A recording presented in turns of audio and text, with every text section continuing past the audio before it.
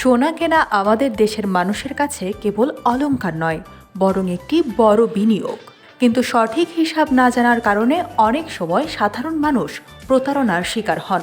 আজকের ভিডিওতে আমি সোনার হিসেবের এমন কিছু মৌলিক বিষয় তুলে ধরব যা জানলে আপনার ঠকার ভয় একদমই থাকবে না।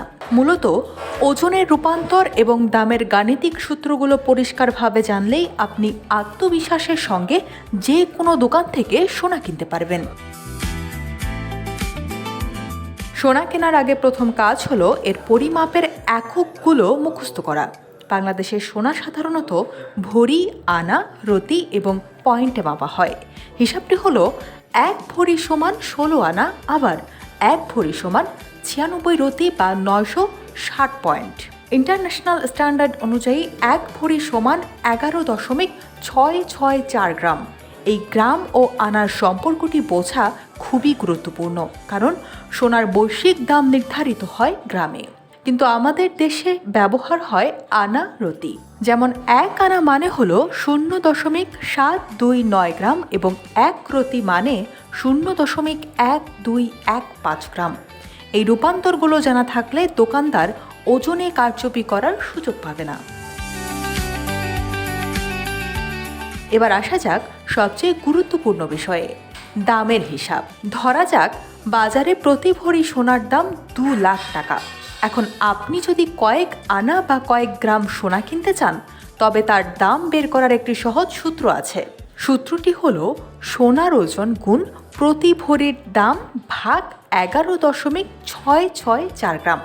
আপনি যদি গ্রামে হিসাব করতে চান, তবে মোট ওজনকে 1 গ্রামের দাম 2 লাখ ভাগ 11.664 প্রায় 17,147 টাকা দিয়ে গুণ করলেই প্রকৃত দামে বেরিয়ে আসবে।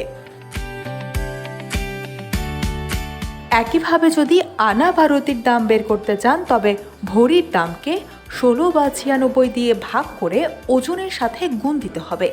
দাম ও ওজনের বাইরেও কিছু বিষয় আপনার পকেটের উপর প্রভাব ফেলে।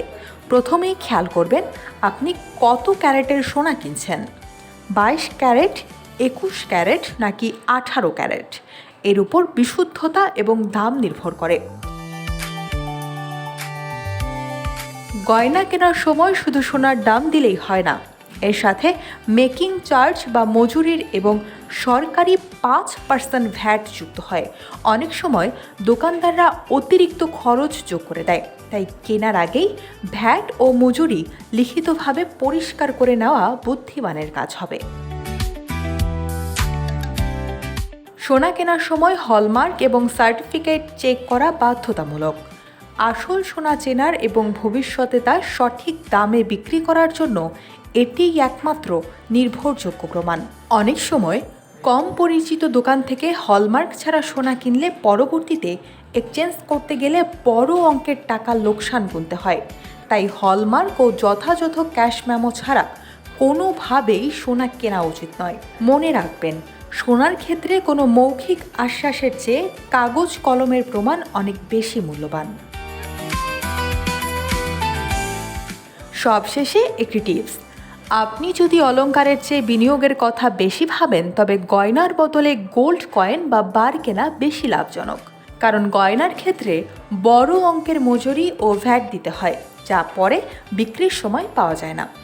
আপনি যেখানেই যান, মাথা ঠান্ডা রেখে নিজের ক্যালকুলেটরে হিসাবগুলো মিলিয়ে নেবেন। এই মৌলিক তথ্যগুলো জানা থাকলে কোনো অসাধু ব্যবসায়ীর পক্ষে আপনাকে ঠকানো সম্ভব হবে না। সচেতন থাকুন এবং নিরাপদ বিনিয়োগ করুন।